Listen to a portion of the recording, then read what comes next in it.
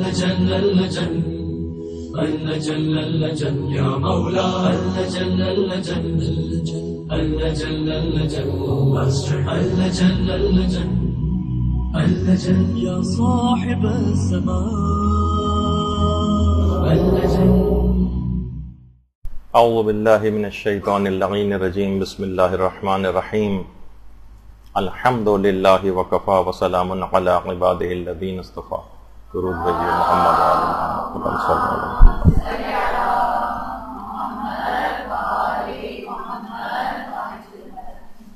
بہترین نماز کیسے پڑھیں، اس سلسلے کا درس نمبر 36.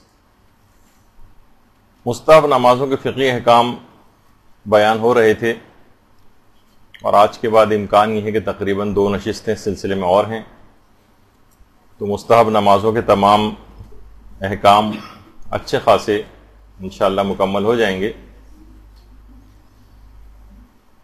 مستحب نمازوں میں سے ایک بہت انتہائی اہم نماز جعفر طیار بھی.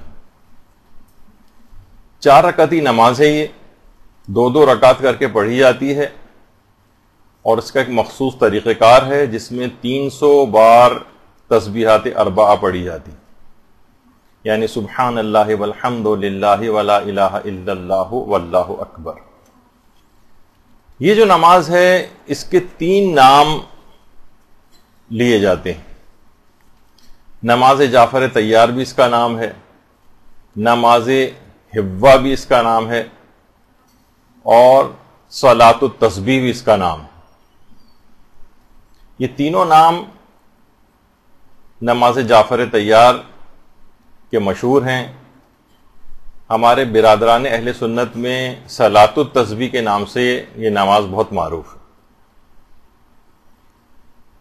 اچھا، سب سے زیادہ تاکید دیکھیے اگر مستحب نمازوں میں دیکھی جائے تو نوافل یومیہ کی، یعنی ہر جس پہ ہماری گفتگو پچھلے دفعہ ہو چکی ہے، ہر واجب نماز کے ساتھ اس کے کچھ نافلہ ہیں.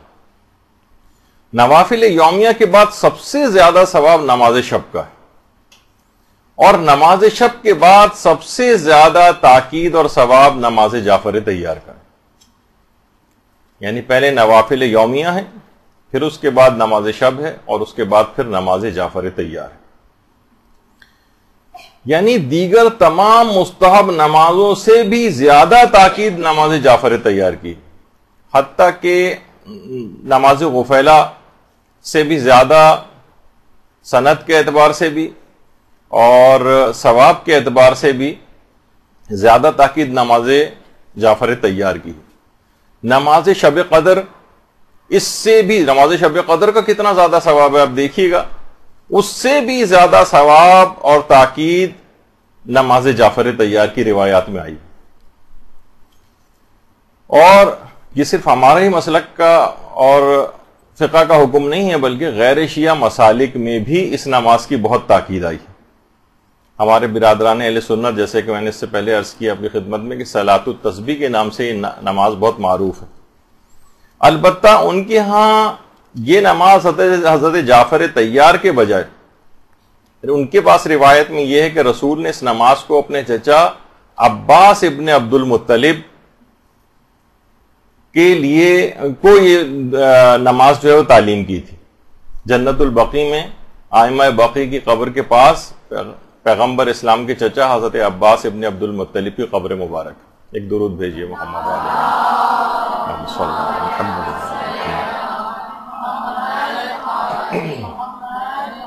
ان کی کتابوں میں مثلا سنن ابی داؤد اور سنن ابن ماجہ، اس کے اندر یہ روایات موجود ہیں صلاۃ التسبیح کے متعلق، اور تقریباً یہی طریقہ وہاں پہ بھی پایا جاتا ہے. ہمارے علماء کا کہنا ہے کہ ممکن ہے اس نماز کو پیغمبر اسلام نے حضرت جعفر طیار کے علاوہ اپنے چچا عباس ابن عبد المطلب کو بھی تعلیم کی ہو، یعنی پیغمبر نے یہ دونوں کو تعلیم کی ہو. اس وجہ سے 2 الگ الگ روایت اس طرح سے آئی ہیں. اور یہ اتنی اہم نماز ہے کہ باقاعدہ مستقل کتابیں نماز جعفر طیار اور حضرت جعفر طیار کی شخصیت پر لکھی گئی. اچھا، یہ نماز کب تعلیم ہوئی، نماز جعفر طیار؟ دیکھیے، پیغمبر اسلام نے اس نماز کو حضرت جعفر طیار کو حبشہ سے واپسی پر ان کی 15 سال کی حبشہ میں محنتوں کے انعام میں ہدیے کے طور پر پیغمبر اسلام نے اس نماز کو حضرت جعفر طیار کو ہدیہ کیا تھا. 15 سال کی خدمات. ہماری وسائل الشیعہ کی 8ویں جلد میں شیخ الرعاملی نے لکھا ہے کہ پیغمبر اسلام کو بیک وقت 2 خوشیاں ملی تھیں. ایک تو خیبر کے قلعے کے فتح ہونے کی خوشی، اور دوسری خوشی تھی حضرت جعفر طیار کی واپسی کی. یعنی دونوں بھائی تھے، علی اور جعفر. چھوٹے بھائی نے قلعہ خیبر فتح کیا تھا، اور 10 سال بڑے بھائی جعفر طیار وہ حبشہ تقریباً فتح کر کے وہاں سے واپس لوٹے تھے. پیغمبر اسلام نے بات ارشاد فرمائی تھی کہ خدا کی قسم میری سمجھ میں نہیں آتا کہ میں جعفر طیار کی واپسی کی زیادہ خوشی مناؤں یا قلعہ خیبر کی فتح یابی کی.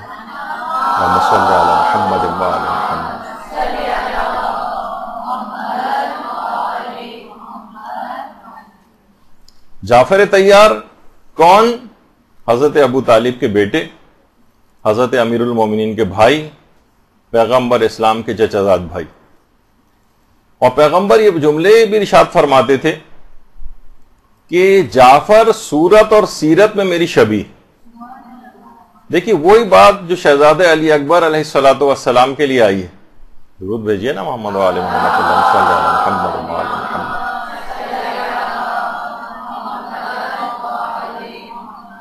کہ صورت اور سیرت دونوں میں شہزادہ علی اکبر پیغمبر اسلام کی شبیہ تھی. پیغمبر کا خود ارشاد ہے اس سلسلے میں کہ جعفر صورت اور سیرت میں میری شبیہ، اور میں اور جعفر ایک ہی شجر سے وابستہ.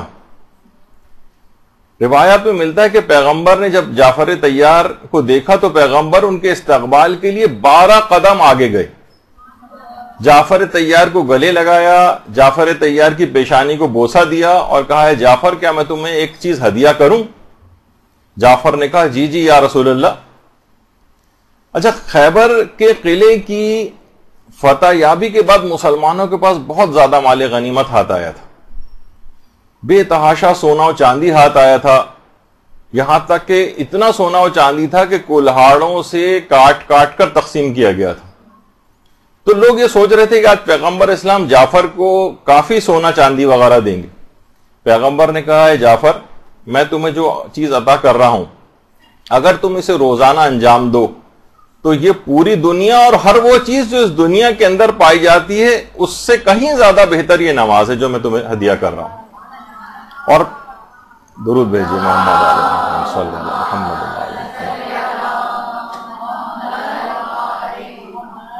اور پھر پیغمبر نے اس نماز کو باقاعدہ مغفرت کے گناہ کے حوالے سے، گناہوں کی مغفرت کے حوالے سے تعلیم کیا، اور کہا کہ اگر تم دیکھیے محال چیز کو بھی فرض کیا جاتا ہے کبھی. اے جعفر اگر تم یعنی یہ نماز اتنا زیادہ گناہوں کی مغفرت میں دخیل ہے کہ اگر خدا نہ خواستہ تم میدان جہاد سے بھی فرار اختیار کرو.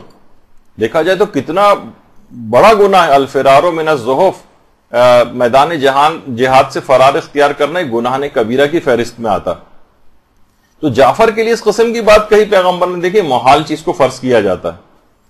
جیسے نہیں کہا کہ آپ سنتی ہیں اگرچہ طبیعتوں پہ گراں گزرتی ہے لیکن بہرحال روایات میں یہ بات آئی ہے کہ میری بیٹی بھی اگر فلاں گناہ کا ارتکاب کرتی تو میں اس کے بھی ہاتھوں کو کاٹ دیتا.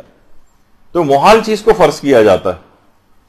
اسی طریقے سے جس طرح پروردگار عالم نے اپنے لیے محال چیز کو فرض کیا ہے. لَوْ كَانُوا فِيهِمَا آلِهَةٌ إِلَّا اللَّهُ لَفَسَدَتَا.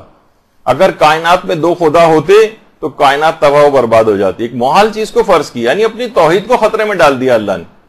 تو بعض اوقات کسی چیز کو ثابت کرنے کے لیے تو کہا کہ اگر تم میدان جہاد سے بھی فرار اختیار کرو اور تمہارے گناہ صحراؤں کی ریت اور سمندر کی تہ میں پائی جانے والی مٹی کے برابر بھی ہوں تب بھی پروردگار ان کو معاف کر دے گا.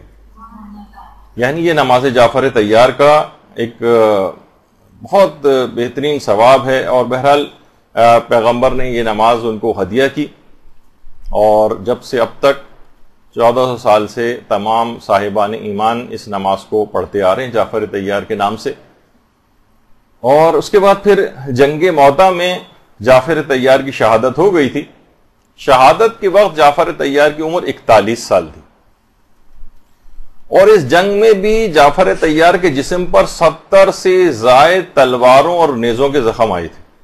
جعفر طیار دونوں ہاتھ ان کے قطع ہو گئے تھے، اور اسی بنا پر ان کو ذوالجناحین یعنی 2 پروں والا، کیونکہ پیغمبر نے فرمایا کہ جنت میں ان کے 2 کٹے ہوئے بازوؤں کے صلے کے طور پر پروردگار نے 2 پر عطا کیے ہیں، جس سے وہ جہاں چاہیں جنت میں پرواز کرتے ہیں۔ اللہم صلی علی محمد وعلی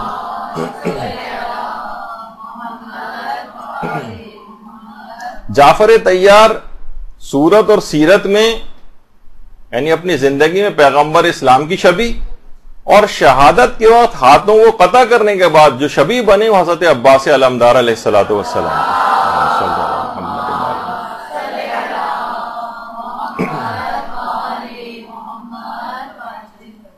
اور ابھی حالیہ دہشت گردی کی پچھلے چند سالوں کے اندر جو دنیا کے اندر ایک لہر چلی ہے، اور اس کے اندر دہشت گرد گروہ مثلا جبہت النصرہ فرنٹ کے نام سے، ان دہشت گرد گروہوں نے پہلے حضرت حجر ابن عدی امیر المومنین کے صحابی، پیغمبر اسلام کے صحابی، ان کی قبر کو نقصان پہنچایا اور کھدائی کی، ان کے روضے کو توڑ پھوڑ دیا، قبر کی کھدائی کر کے جسم نکالنا چاہتے تھے، اور جن افراد نے یہ کوششیں ناتمام کی تھی اس کے بعد باقاعدہ طور پر ان تمام افراد بھی واصل جہنم ہوئے جنہوں نے یہ والی اقدام کیا تھا، اور ان کی گردنیں بھی قطع ہوئیں۔ تو بہرحال حجر ابن عدی کی قبر کی توہین کی، جسم کو نکالنے کی کوشش کی، اور اپنے تئیں کچھ فیک تصاویر جاری بھی کی کہ حجر ابن عدی کو قبر سے ان کا جسم نکال لیا گیا، لیکن ایسا کچھ نہیں ہوا۔ خود جو وہاں کے ان کے روضے کے جو متولی ہیں انہوں نے کہا کہ وہ کھدائی کرتے رہے لیکن کہیں حجر کا جسم ظاہر نہیں ہوا، اور ایک فیک تصویر جو ہے وہ انٹرنیٹ وغیرہ کے اوپر انہوں نے شائع بھی کی۔ خیر اس کے بعد بھی مسلمانوں میں کوئی خاص غم و غصے کی لہر نہیں دوڑی، صرف شیعہ دنیا میں شدید احتجاج ہوا، اور اس کے بعد ان دہشت گردوں کی ہمتیں اور بڑھ گئیں، اور پھر انہوں نے اردن کے جنوبی علاقے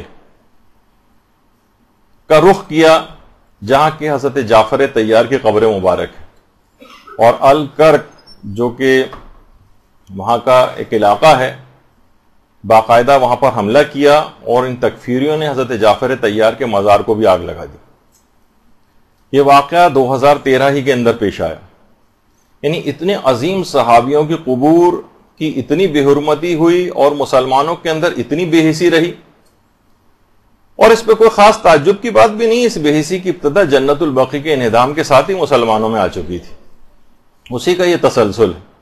یعنی سوائے محبان اہل بیت کے اس دن 8 شوال کے لیے پوری دنیا میں اور شاذ و نادر ہی کہیں احتجاج کوئی ہوتا ہے، اور اس انداز سے کوئی نہیں مناتا جس طرح سے صاحبان ایمان اس دن کو مناتے ہیں۔ تو پیغمبر اسلام نے بھی حضرت جعفر طیار کی شہادت کا اس قدر غم اپنے دل پر لیا تھا کہ پیغمبر بیمار پڑ گئے تھے، اور حیات القلوب میں علامہ مجلسی نے باقاعدہ یہ بات لکھی ہے کہ 3 دن مسلسل پیغمبر اسلام جعفر طیار کے گھر پر تعزیت اور تسلیت کے لیے جاتے رہے تھے، اور باقاعدہ کھانا وغیرہ بھی ان کے گھر بھجوایا تھا۔ تو ظاہر جعفر طیار کی کچھ خصوصیات تھیں، کچھ فضائل تھے، اس کی بنا پر پیغمبر اسلام اتنی زیادہ ان سے محبت کرتے تھے۔ فصاحت و بلاغت بھی اس قدر تھی، بات میں ان کا اتنا اثر پایا جاتا تھا کہ جب نجاشی کے دربار میں سورہ مریم کی تلاوت جعفر طیار نے کی تھی تو نجاشی زار و قطار رونے لگا تھا، اور خود حضرت امیر المومنین علیہ الصلوۃ والسلام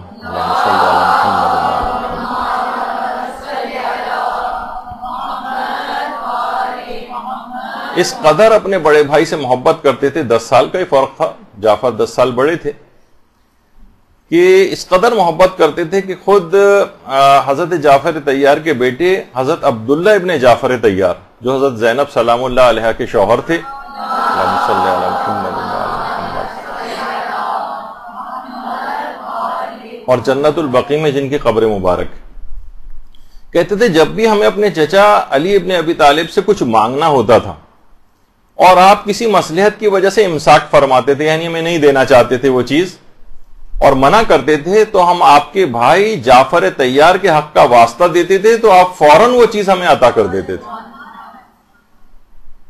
اور یہ بات بھی بہار الانوار کے اندر آئی ہے کہ حمزہ اور جعفر طیار، پیغمبر اسلام ہر نبی اپنے ساتھ کچھ گواہ امت کے لے کر آئے گا.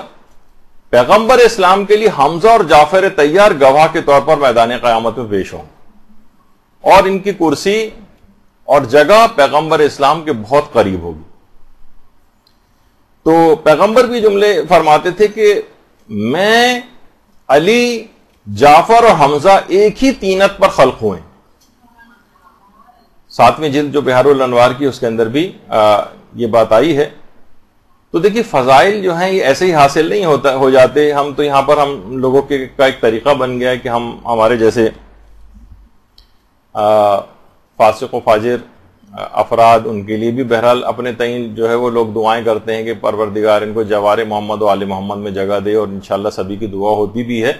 لیکن اصلاً جو ہے بڑے مقامات کو حاصل اتنے گناہوں کے ساتھ، لاپرواہ زندگی گزارنے کے ساتھ حاصل کرنے کی امید کرنا، دعا تو کی جا سکتی ہے، خواہش تو کی جا سکتی ہے، لیکن ریالٹی میں حقیقی طور پر کیا ایسا ہو سکتا ہے؟ حضرت جعفر طیار کو آخر اتنا بلند مقام کن وجوہات سے ملا؟ پروردگار عالم نے پیغمبر اسلام پر وحی کی تھی کہ میں 4 باتوں کی بنا پر جعفر کو بہت پسند کرتا ہوں. یعنی پروردگار کہہ رہا ہے، پیغمبر پہ باقاعدہ وحی آئی تھی. پیغمبر اسلام نے حضرت جعفر طیار کو بلایا اور ان کو پیغام وحی سنایا. جعفر نے کہا کہ یا رسول اللہ، اگر اللہ نے آپ کو خود نہ بتایا ہوتا تو میں کبھی بھی آپ کو یہ باتیں گوش گزار نہ کرتا. کہ وہ 4 باتیں کون سی ہیں خود جعفر طیار نے بتائیں، تو پیغمبر اسلام کو وحی کے ذریعے پروردگار عالم نے کہی تھی کہ 4 باتوں کی بنا پر جعفر کو میں بہت پسند کرتا ہوں. وہ 4 خصوصیات جعفر نے پھر خود بتائیں. پہلی خصوصیت یہ کہ میں نے کبھی بتوں کو سجدہ نہیں کیا.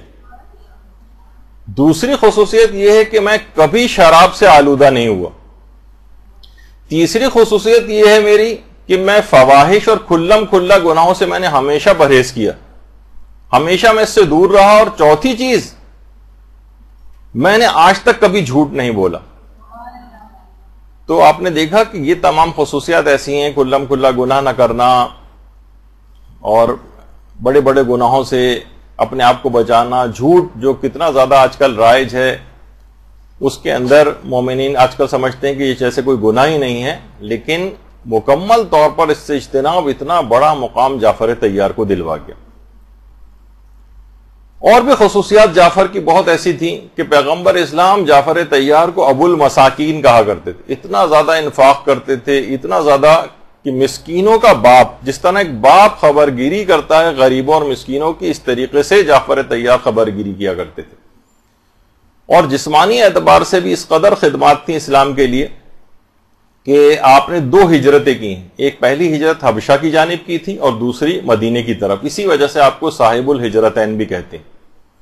اور پیغمبر اسلام اس قدر غم و حزن میں مبتلا ہوئے تھے کہ جیسے میں نے ابھی کہا کہ جسمانی تکلیف میں مبتلا ہو گئے تھے، اور 3 دن تک مسلسل جعفر طیار کے گھر بھی جاتے رہے. ان کی یہ نماز جعفر طیار، یعنی خود جعفر طیار نے کن وجوہات سے بلند مقام، اتنا عظیم مقام حاصل کر لیا، اور ان سے منسوب نماز جعفر طیار سے صاحبان ایمان اور علماء نے بھی بڑے بڑے مقامات کو حاصل کیا. شیخ مرتضی انصاری،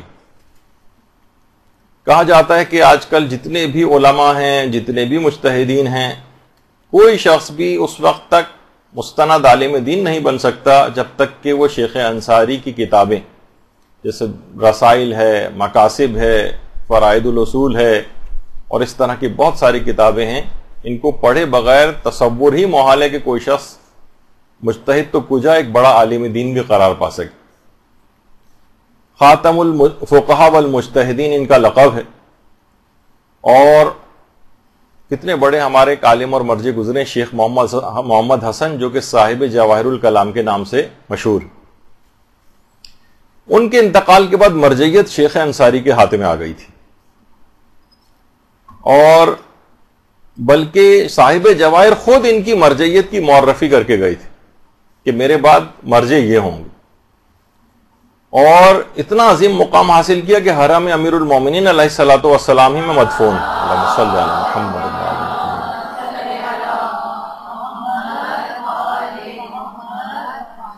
اور بہت زیادہ پرانے نہیں ہیں, 13ویں صدی ہجری کے ہی عالم دین ہیں. اور ان کی پیدائش بھی عید غدیر 18 ذی الحجہ کے روز ہوئی تھی, اور حضرت جابر بن عبداللہ انصاری کی نسل سے, شیخ مرتضی انصاری. ان کی والدہ نے ان کی پیدائش سے پہلے خواب دیکھا تھا کہ چھٹے امام جعفر صادق علیہ الصلوۃ والسلام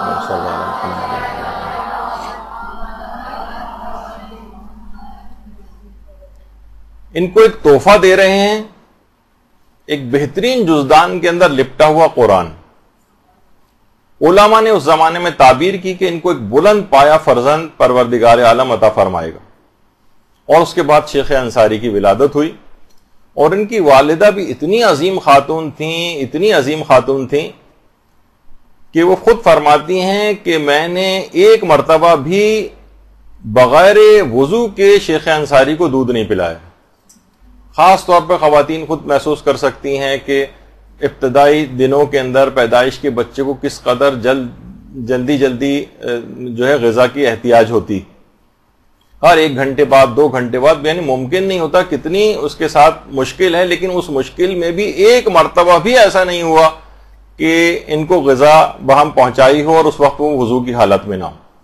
تو بہرحال شیخ انصاری جیسا پھر ان کا بیٹا جو ہے, ظاہر محنتیں کرنا پڑتی ہیں, ریاضتیں کرنا پڑتی ہیں, بلند مقامات کو لے کر اتنی آسانی کے ساتھ تو حاصل نہیں ہو جاتا کہ ٹی وی ڈرامے اور موسیقی اور سب دیکھتے رہیں, اس کے بعد بچے جو ہیں وہ اس اعلیٰ پائے کے جو ہیں وہ گھر کے اندر آ جائیں.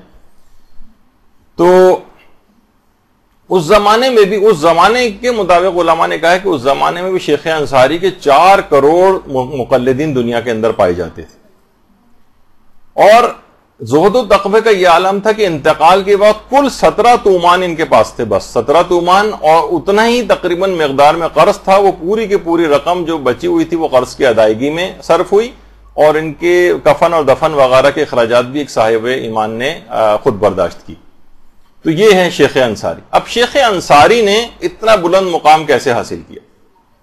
باقاعدہ ایران میں ان کی شخصیت کے کارناموں کے اعتراف پہ ڈاک ٹکٹ بھی جاری کیے جاتے ہیں, اور ایک احترام تو ان کے متعلق ملتا ہے کہ شیخ انصاری کے اتنے بڑے مقام کو حاصل کرنے میں جو دخیل ہے کہ بلوغ کے پہلے دن سے لے کر انتقال والے دن تک ایک دن بھی ایسا نہیں گزرا جس دن انہوں نے نماز جعفر تیار نہ پڑھی. کتنا عظیم مقام حاصل کیا, نماز جعفر تیار. اور صرف یہی نہیں بلکہ روزانہ کے بھی کچھ جو مجتہدین کے کچھ دستور العمل اور طریقہ کار ہوتے ہیں. کبھی آپ اس متعلق بھی دلچسپی رکھیں کہ علماء اپنے روزانہ کے معمولات ان کے کیا ہوتے ہیں, کس طرح سے وہ کون سے اعمال روز انجام دیتے ہیں. تو فرائض کے علاوہ روایات میں ملتا ہے کہ نوافل یومیہ کی بالکل پابندی کرتے تھے. ہر نماز کے ساتھ, واجب نماز کے ساتھ جو نوافل ہوتے ہیں, اس کے علاوہ دعائیں بہت کثرت سے پڑھتے تھے. تعقیبات نماز کو کبھی فراموش نہیں کرتے تھے, اور روزانہ قرآن کا 1 پارہ روز تلاوت کرتے تھے شیخ انصاری. زیارت جامعہ روز پڑھا کرتے تھے, زیارت عاشورہ روز پڑھا کرتے تھے, اور نماز جعفر تیار روز پڑھا کرتے تھے. تو اتنا بڑا مقام شیخ انصاری نے حاصل کر لیا کہ کوئی شخص آج مجتہد نہیں بن سکتا, بڑا عالم دین نہیں بن سکتا جب تک کہ شیخ انصاری کی کتابوں کا مطالعہ نہ کر لے.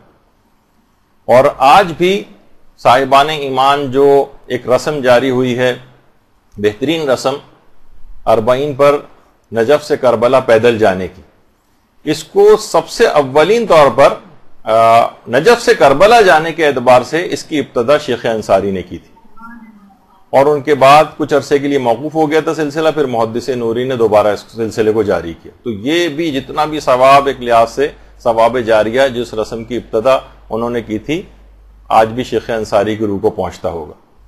تو بہت آپ نے دیکھا کہ کتنی چیزیں ایسی ہیں کہ واقعتاً صرف شیخ انصاری کی بات نہیں، آیت اللہ بہجت کے متعلق بھی بات کہی جاتی کہ مرجعیت کی کتنی ان کے پاس سوچئے کہ ذمہ داریاں تھیں، کتنی زیادہ مصروفیات ہوتی ہیں ایک مرجع کے پاس. ان تمام مصروفیات میں سے بھی 24 گھنٹے میں سے 12 گھنٹے عبادت خدا انجام دیتے تھے آیت اللہ بہجت، 12 گھنٹے، اور 24 گھنٹے میں سے فقط 4 گھنٹے سوتے تھے بس. اور کہتے تھے کہ واقعتاً جو جس اعتبار سے نمازیں پڑھتے تھے، کہتے تھے اگر لوگ نماز کی لذت کو محسوس کر لیں تو انہیں اندازہ ہو کہ دنیا میں کوئی لذت نماز کی لذت کے مقابلے میں نہیں. اور آج لوگ کتنا گھبرانے لگیں کہ بھئی آپ کے تو یہ ختم ہی نہیں ہوتے، اور 36واں اور 35واں چلے جا رہا ہے، کب ختم ہوں گے، انتظار کریں گے درس کب ختم ہوں گے نماز کے. جیسے میں نے کہا تھا نماز وحشت خبر ان لوگ بھی پڑھی جاتی ہے جو خود نماز سے وحشت کر رہے ہوتے. تو بہرحال اتنی لذت انگیز چیز ہے یہ نماز. جیسے کہ واقعتاً حج کے سلسلے میں بھی امام کے پاس لوگ آتے تھے کہ مولا 40 سال سے آپ حج کے فضائل بیان کر رہے ہیں اور ابھی تک حج کے فضائل اور مسائل ختم ہی نہیں ہوئے. امام نے کہا کہ جس حج کا حضرت آدم کی پیدائش سے 4000 سال پہلے یا غالباً 2000 سال پہلے سے جس کا طواف ہو رہا اور حج کیا جا رہا، تم چاہتے ہو کہ صرف فقط 40 سال کے اندر اس کے فضائل ختم ہو جائیں. تو اس لحاظ سے واقعتاً نماز اور یہ چیزیں ایسی ہیں کہ ساری زندگی میں ان کا تذکرہ ہوتا رہے. اس کی جو لذت ہے نماز کی، وہ خود آیت اللہ بہجت کہتے تھے دنیا کی تمام لذتوں کے مقابلے میں ساری لذتیں ہیچ ہیں نماز کی لذت کے مقابلے میں. اور ان کے بیٹے کہتے تھے ان کے متعلق بات کرنا اتنا زیادہ مشکل ہے کہ اپنی زندگی میں تو کسی کو اپنے متعلق کوئی تعریفی بات، کوئی چیز نقل کرنے کی اجازت ہی نہیں دیتے تھے. بلکہ کتاب، ابھی اس کا ٹائٹل بھی آپ کو دکھاؤں گا، بسوئے محبوب کے نام سے وہ کتاب ان کے ارشادات اور ان کی نصیحتوں کے اوپر ان کی زندگی میں ہی کمپائل ہو رہی تھی. لوگ ڈر رہے تھے کہ ہم نے کمپائل تو کر لی ہے، اب آغا سے اجازت لینے کے لیے جا رہے ہیں، اور معلوم کون اجازت لے، کہ انہیں معلوم تھا کہ کبھی اجازت نہیں دیں گے اس بات کی کہ میری شخصیت، میری باتیں یا جس میں میری کوئی تعریف کا پہلو ہو، یہ ان کی زندگی میں کوئی چیز شائع ہو جائے. تو فرماتے تھے ان کے متعلق بات کرنا کتنا مشکل ہے جو پوری کوشش جس کی رازداری پر ہوتی تھی کہ ان کی کوئی بات اندر سے نکل کے باہر نہ جائے، اور یہ رازداری بھی انتہائی ماہرانہ کرتے تھے، انتہائی ماہرانہ. مثلا کوئی ان سے سوال پوچھ لیتا تھا کہ کیا کبھی آپ نے امام زمانہ علیہ السلام کی زیارت کی ہے؟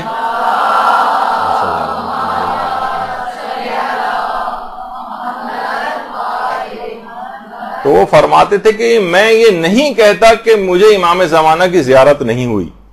بڑے ماہرانہ انداز سے یعنی اس طرح کا جواب دیتے تھے، یعنی انکار بھی نہیں کیا اور یہ بھی نہیں کہا کہ ہاں مجھے زیارت ہوئی ہے، لیکن اس انداز و طریقہ، اور ہمیشہ باتوں کو کسی اور کی طرف نسبت دے کر یا ایسا توریہ وغیرہ جسے کہا جائے کیا کرتے تھے کہ لوگوں کو یہ پتہ نہیں چل پاتا تھا کہ یہ جو معارف چیزیں یا کوئی معجزہ یا کرامت بیان کر رہے ہیں یہ اپنے متعلق ہے، کسی اور کی بات بیان کر رہے ہیں. تو یہ ان کا ایک طریقہ کار تھا. اور اس حد تک کبھی تدریس کے لیے بھی جا رہے ہوتے تھے، پڑھانے، کبھی یہ نہیں کہتے تھے کہ میں درس و تدریس کے لیے جا رہا ہوں، میں پڑھانے کے لیے جا رہا ہوں، کہتے تھے میں مباحثے کے لیے جا رہا ہوں. کبھی نہیں کہتے تھے کہ میرے شاگرد، نہیں کہتے تھے مباحث ہیں میرے. ہم جس طرح ایک برابر کی سطح کا ایک شخص ہوتا ہے، طالب علموں کو بھی ایسے ہی سمجھتے تھے. ان کے بھی روزانہ کے جو معمولات تھے آیت اللہ بہجت کے، ان میں حدیث قصہ کی روزانہ تلاوت کرتے تھے. آج بہت سے احمق حدیث قصہ کی سندوں اور اس کے اوپر اسے انداز کی بحثیں کرنے لگے ہیں کہ لوگوں میں تشکیک پیدا کر رہے ہیں. روزانہ حدیث قصہ کی تلاوت کرتے تھے، روزانہ زیارت جامعہ کی تلاوت کرتے تھے، روز کثرت کے ساتھ استغفار کرتے تھے. نماز شب کسی دن ایسا نہیں ہوتا تھا کہ نماز شب چھوٹ جائے، روز نماز شب پڑھتے تھے. ہر نماز کے بعد جو خاص تعقیبات ہیں وہ پڑھا کرتے تھے، اور زیارت عاشورہ 100 لعن اور 100 سلام کے ساتھ روزانہ پڑھتے تھے، اور روزانہ 1000 مرتبہ سورہ قدر کی تلاوت بھی کرتے تھے. اور اس کے علاوہ محمد و آل محمد علیہ السلام پر کثرت سے درود بھیجتے تھے، اللہم صلی علی محمد و آل محمد، اور روزانہ نماز جعفر طیار کو پڑھا کرتے تھے۔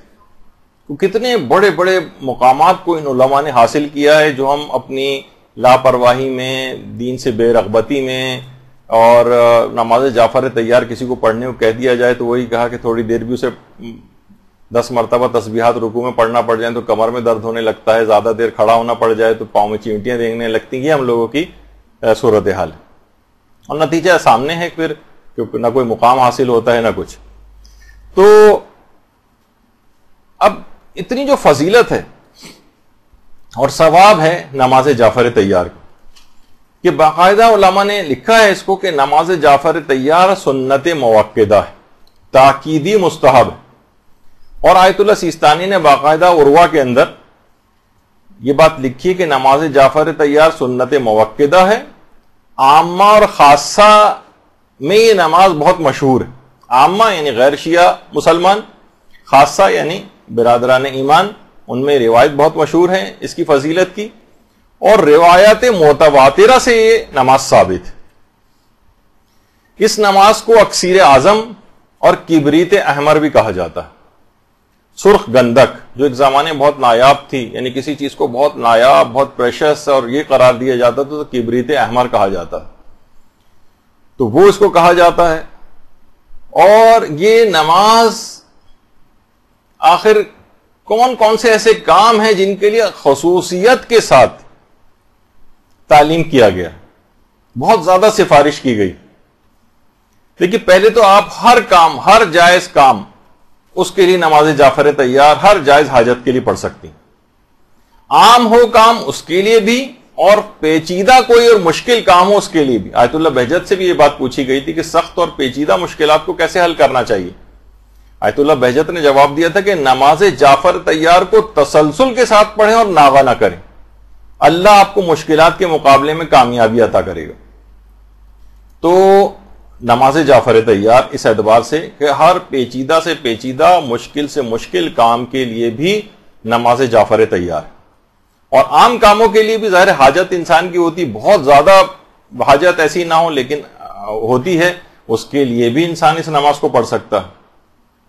اور اس کے علاوہ وسعت رزق کے لیے، کسی کو مالی پریشانی ہو، مالی تنگی ہو، اس کے لیے بھی یہ نماز ہے، اور شادی میں صورت کے لیے، یعنی بہت جلد اگر کوئی شخص چاہے کہ وہ اس رشتے ازدواج کے اندر بن جائے تو وہ نماز جعفر طیار پڑھے۔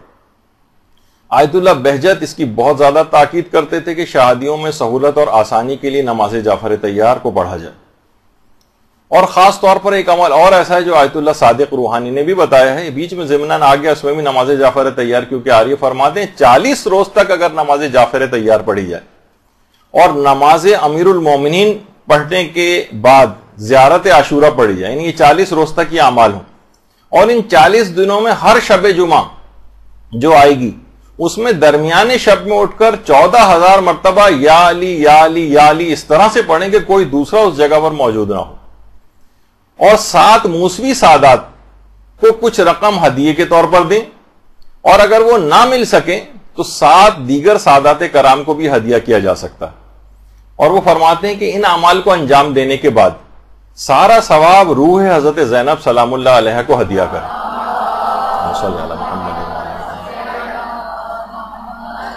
وہ فرماتے ہیں کہ بہت جلد شادی کے لیے عمل تجربہ شدہ ہے اور بہت تیز رفتاری کے ساتھ مدعا حاصل ہو جاتا ہے۔ نماز امیر المومنین آپ دیکھ سکتی ہیں، مفاتیح وغیرہ کے اندر آپ کو اس کا طریقہ مل جائے گا، اور نماز جعفر طیار کا تو ابھی آگے چل کر آ ہی رہا ہے۔ تو یہ بہت مجرب ہے، اس میں 40 روز تک نماز جعفر طیار، بہت تیز رفتاری کے ساتھ اگر اس مدعا کو حاصل کرنا ہے تو انشاءاللہ بہترین رشتے آتے ہیں جن لوگوں نے اس کو تجربہ کیا ہے، اور بڑے بڑے علماء اور مراجع اس کی تاکید کرتے ہیں۔ تو آیت اللہ صادق روحانی کا، اور اس کے علاوہ ایک سورہ احزاب کا بھی عمل ہے، بیچ میں بات آ رہی ہے تو پیغمبر نے باقاعدہ تفسیر مجموع البیان میں جو 4 جلد میں بات روایت آئی ہے کہ جو اس سورہ احزاب کو ہرن کی کھال پر لکھ کر وہ اویلیبل نہ ہو تو عام کاغذ پر بھی لکھی جا سکتی ہے. تنگ منہ کی بوتل میں رکھ کر گھر میں رکھے تو اللہ کے حکم سے اس کی بہنوں بیٹیوں اور دیگر رشتہ داروں کی شادی کے لیے اچھے رشتے آئیں گے، خواہ وہ انسان غریب ہی کیوں نہ ہو. باقاعدہ روایت میں یہ بھی ہے. اور اس کے علاوہ سورہ طٰہٰ کے سلسلے میں بھی بات آئی ہے کہ ہمارے چھٹے امام جعفر صادق علیہ الصلوۃ والسلام نے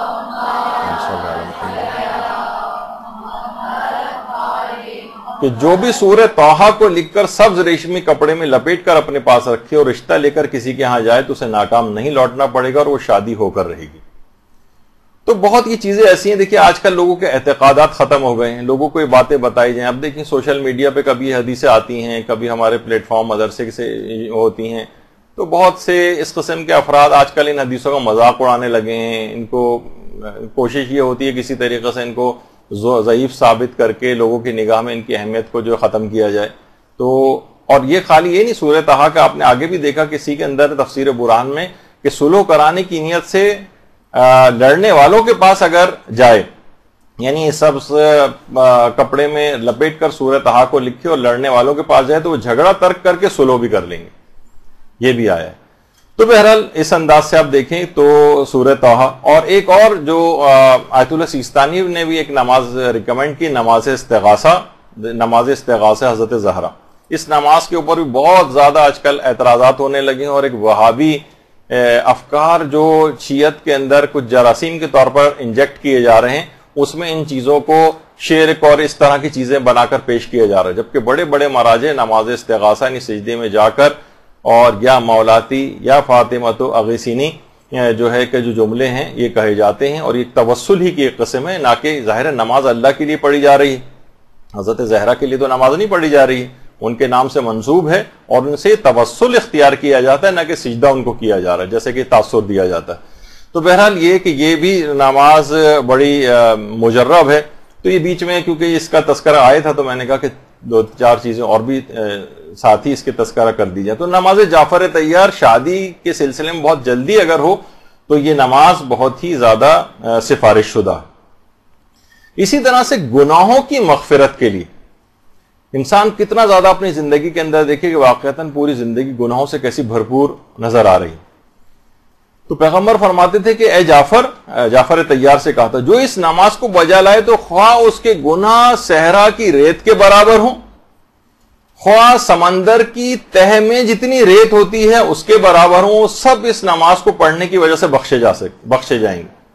اور باقاعدہ ثواب الاعمال میں تو ہمارا 8ویں امام علی رضا علیہ الصلوۃ والسلام اللہم صلی علی محمد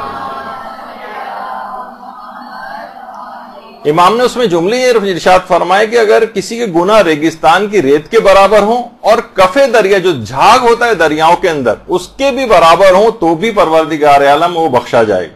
اور امام نے فرمایا یہ جو بخشے جانے والی بات ہے اور یہ جو اختصاص ہے اور خصوصیت ہے یہ ہمارے شیعوں کے لیے، یعنی یہ اگر اس نماز کو پڑھیں گے تو بخشے جائیں گے.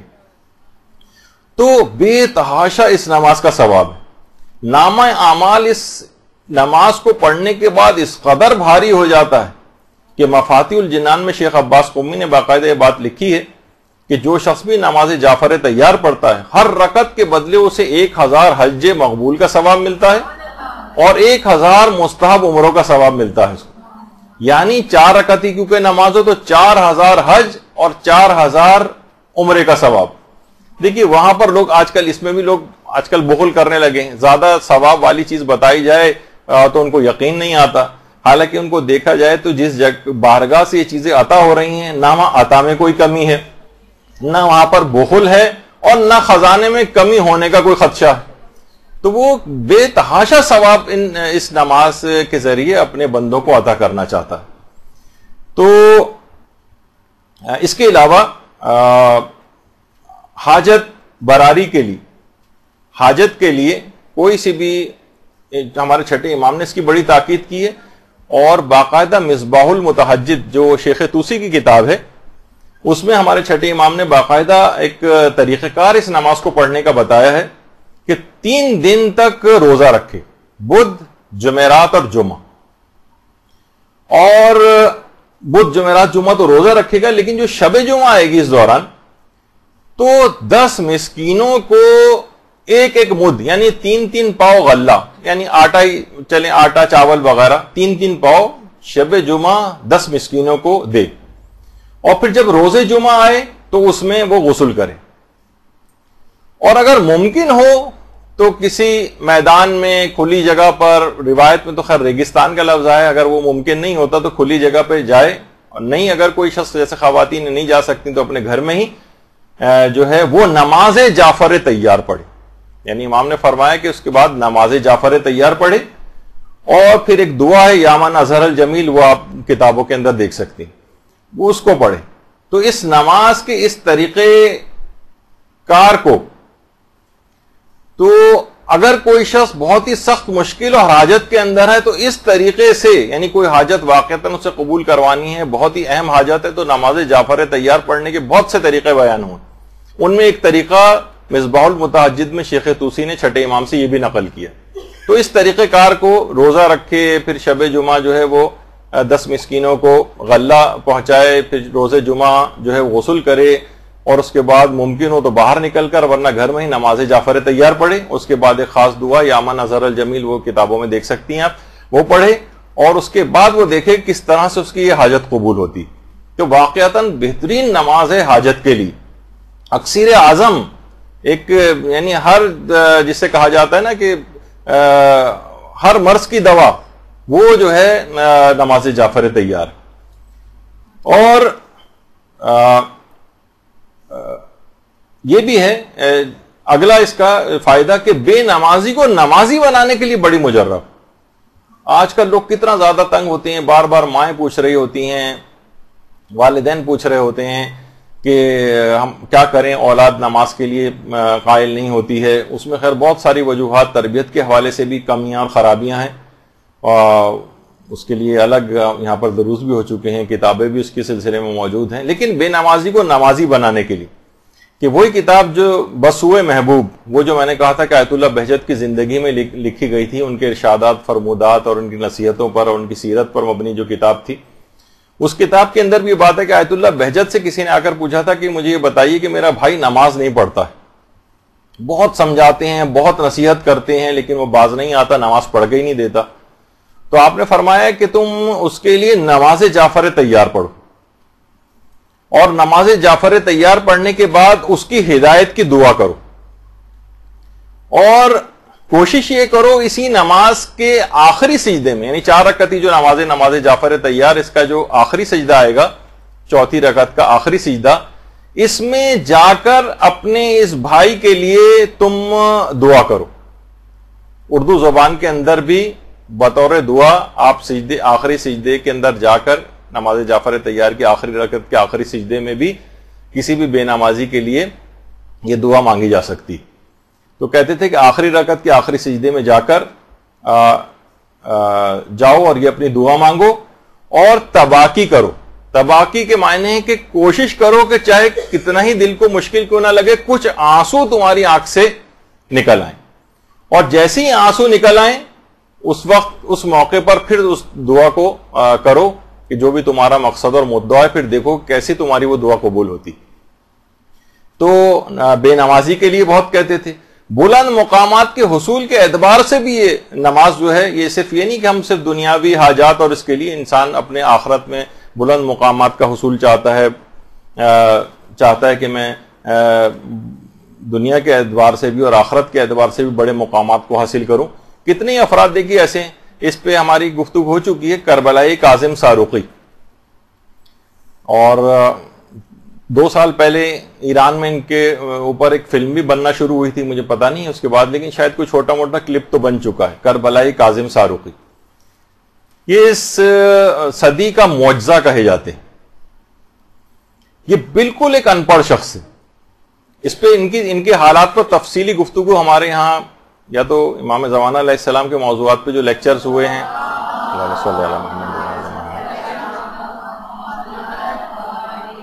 یہ شب قدر کی کوئی گفتگو ہوئی، اس میں کافی تفصیل کے ساتھ ان کے حالات آئے تھے. یہ بالکل ان پڑھ تھے اور ایک رات کے اندر حافظ قرآن ہو گئے تھے، اور بڑے بڑے علماء اور بڑے بڑے مجتہدین نے ان کا امتحان لیا تھا. بڑے بڑے علماء اور مجتہدین، اور حیران رہ گئے تھے کہ جس طرح سے چاہیں قرآن میں ان سے جو چیز چاہیں پوچھ سکتے ہیں، حتیٰ کہ حروف تہجی کی شناخت تک نہیں کرتے تھے اس سے پہلے، اور ایک رات کے اندر ایسے حافظ قرآن ہو گئے تھے۔ آغا ری شہری، انہوں نے باقاعدہ کربلائی کاظم کے نام سے پوری کتاب بھی لکھی ہے ان کے موضوع پر، اور جو مختصراً بتا رہا ہوں کیونکہ تفصیل تو آ چکی ہے، کہ اپنے والد کو کہتے تھے آپ خمس دیں، ان کے ساتھ ہی کھیتی باڑی وغیرہ کیا کرتے تھے، پڑھے لکھے تو تھے نہیں، تو اور کہتے تھے کہ امام کا کوئی حق جو ہے اپنے میں ذمے لے کر جانا نہیں چاہتا، اور وہ ان کے والد خمس نہیں دیتے تھے، ان کو بہت تکلیف ہوتی تھی۔ اسی زمانے میں ایک مبلغ جو ہے ساروق آئے تھے، ساروقی اسی اعتبار سے ان کو کہا جاتا ہے، اور اس نے آ کر باقاعدہ اس مبلغ نے ایک تقریر کی کہ اگر کوئی شخص خمس نہ دے تو مال پہ خمس نہ نکالے تو اس کی غذا بھی حرام ہو جاتی ہے، لباس پر خمس نہ نکالے تو اس کی نماز بھی ٹھیک نہیں ہوتی ہے اس کے اندر۔ والد کے پاس یہ آئے، کہا کہ ہمیں خمس نکالنا چاہیے، والد تیار نہیں ہوتے تھے، تو یہ والد کو چھوڑ کر دوسرے شہر چلے گئے، کچھ عرصے تک وہاں پر رہے، لیکن والد نے پھر پیغام بھیجا کہ اچھا میں تیار ہوں۔ دیکھیے بعض اوقات ہوتا ہے نا، گناہوں کے مقابلے میں سٹینڈ لینا ہوتا ہے۔ ہمارے ساتھ یہ ہوتا ہے کہ ہم تھوڑا سا اگر کچھ آواز نکالتے بھی ہیں تو دوسری طرف سے اگر ایک ذرا سا بھی اسٹرانگ ریئیکشن آتا ہے تو ہم 2 قدم اور پیچھے ہو جاتے ہیں، یعنی اتنے کمزور طریقے سے گناہوں کے مقابلے میں آتے ہیں کہ ہمیشہ وہ دوسرا جو ہے وہ چاہتا ہی چلا جاتا ہے، گناہ گار بھی جو ہوتا ہے مقابلہ کیا جاتا ہے۔ تو انہوں نے مقابلہ کیا، کہا کہ نہیں میں جب تک نہیں آؤں گا جب تک آپ یقین دہانی نہیں کرائیں گے۔ بہرحال والد ان کو یقین دہانی کرا کے واپس گاؤں لے گئے۔ جب والد نے دیکھا یہ آئی گئے ہیں تو سوچیں گے شاید ابھی اپنے تئیں انہوں نے سوچا کہ اب سدھر گیا ہوگا، ابھی خمس کے متعلق اصرار نہیں کرے گا، لیکن انہوں نے دیکھا کہ والد پھر خمس نہیں نکال رہے ہیں، تو یہ والد سے الگ ہو کے کہ ایک امامزادے وہاں پر تھے، ان کا روضہ تھا، یہ وہاں پر گئے۔ بہت مختصر کر کے میں بتا رہا ہوں، تو اور وہاں روتے روتے تھوڑی سی ان کی جس طریقے سے آنکھ سی لگ جاتی ہے، تو اچانک سے انہوں نے دیکھا کہ تھوڑی دیر بعد ہی ان کی جب آنکھ کھلی تو دیکھا کہ نورانی شخصیت وہاں پر موجود ہیں۔ اللہم صلی علی محمد و علی محمد۔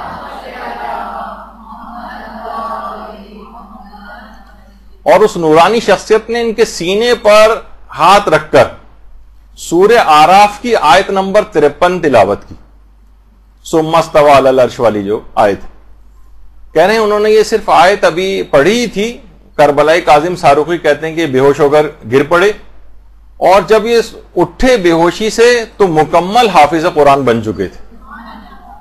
اور دوسری ایک اور وجہ ان کے بیٹے نے بتائی تھی کہ وہ فرماتے ہیں کہ ابتدائی جوانی سے ہی میرے والد نماز جعفر طیار کے بہت ہی زیادہ پابند تھے، اس حد تک پابند تھے کہ سخت سردیوں کی راتوں میں نماز جعفر طیار پڑھتے تھے، اور شدید گرمیوں میں کھیت میں سورج کی چلچلاتی ہوئی جو دھوپ ہوتی ہے اس میں کھڑے ہو کر بھی نماز جعفر طیار پڑھتے تھے۔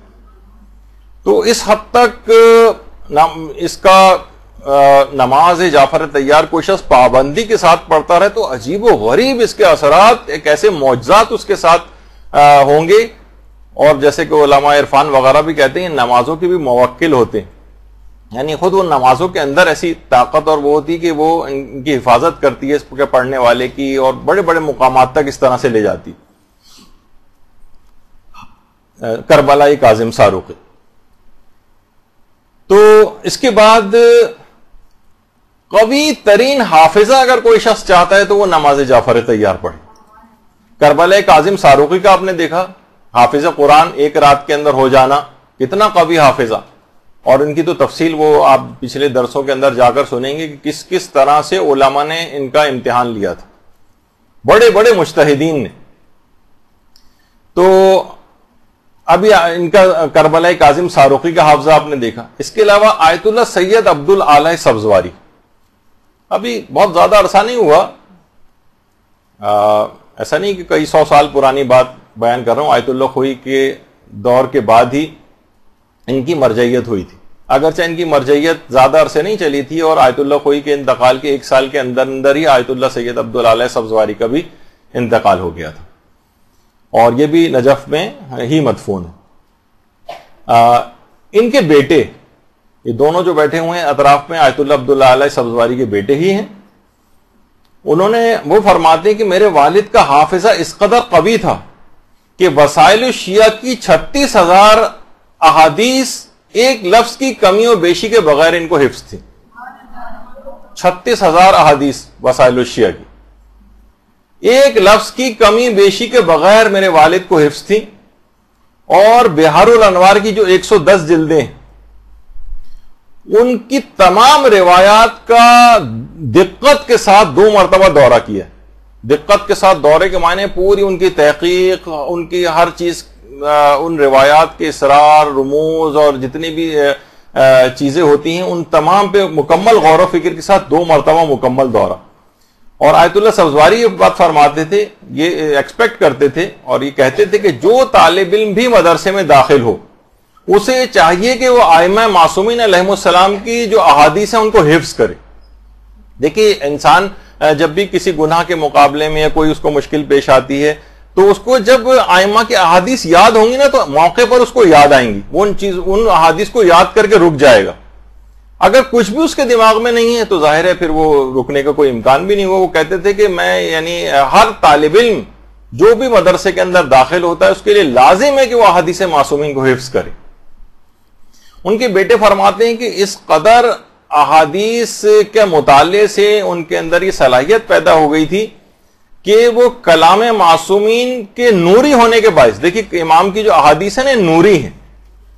وہ مثلا کوئی بھی جملہ کہیں کوئی لکھا ہوا ہے پوری کتاب کے اندر اور اس میں بیچ میں سیاق و سباق ہٹا دیا جائے اور امام کی کوئی حدیث بیچ میں آ جائے، ان کا کوئی بھی جملہ، تو دیکھ کر پہچان لیتے تھے کہ یہ حدیث ہے اور یہ حدیث نہیں، چاہے اس کے اندر سیاق و سباق میں کچھ نہیں بھی لکھا ہوتا تھا. وہ کہتے تھے نوری ہے، یعنی کلام معصومین نوری ہے، اس کو نور کو دیکھ کر وہ پہچان جاتے ہیں. حتیٰ کہ معصومین کے لہن سے واقف ہو گئے تھے آیت اللہ عبداللہ علیہ سبزواری، اور یعنی اس حد تک معصومین کے لہن اور لہجے سے واقف ہو گئے تھے کہ وہ الفاظ کو دیکھ کر شناخت کر لیتے تھے کون سے معصوم کا یہ کلام ہوگا.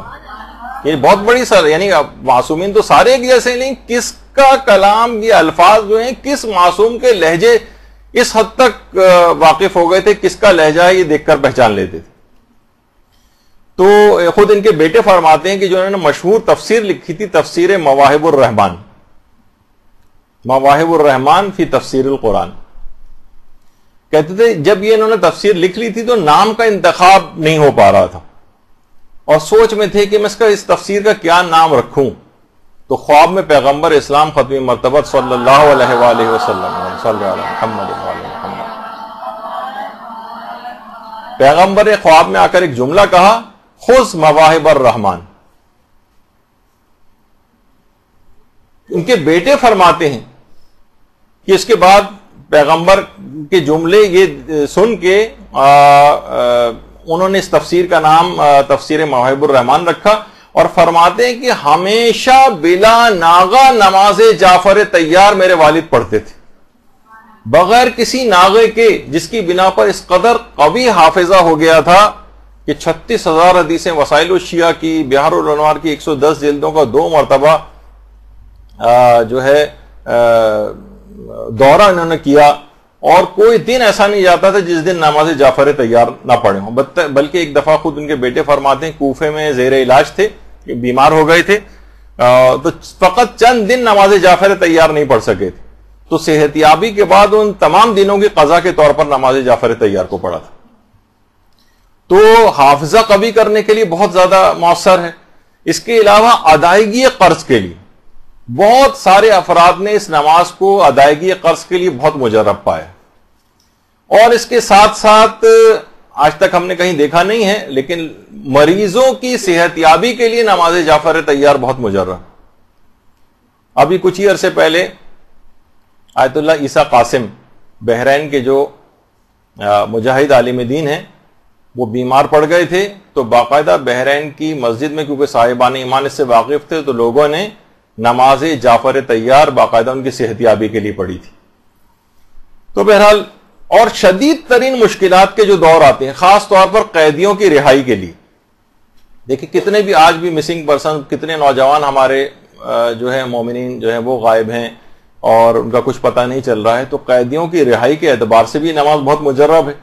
بلکہ یہاں تک ملتا ہے کہ انقلاب ایران کے جب ابتدائی دن تھے اور باقاعدہ امام خمینی نے اس وقت تک شاہ گیا نہیں تھا اور اس کی حکومت قائم تھی اور مظالم چل رہے تھے، تو امام خمینی نے باقاعدہ احتجاج کی کال جو ہے وہ دی تھی اور بادشاہ کے ظلم کے خلاف ایک اپیل کی تھی لوگوں سے کہ اس دن احتجاج کے طور پر اپنے دکانیں اور کاروبار کو بند رکھا جائے.